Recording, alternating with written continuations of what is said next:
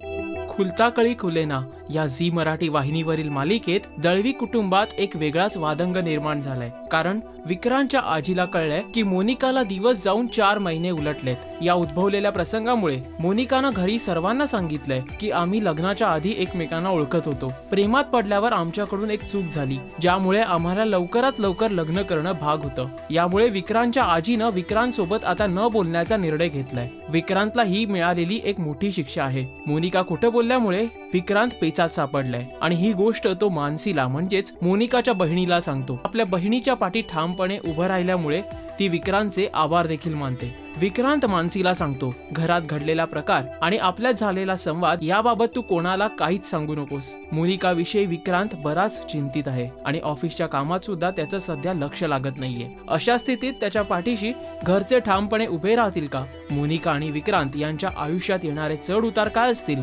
हे पाहणं देखील आता महत्त्वाचं असणार आहे। मराठी टेलिव्हिजन वर्ल्ड मधील असेच काही इंटरेस्टिंग अपडेट्स आणि लेटेस्ट न्यूज जाणून घेण्यासाठी पाहत रहा राजश्री मराठी। नमस्कार, मी सुयश टिळक। प्लीज सबस्क्राईब करा राजश्री मराठीवर।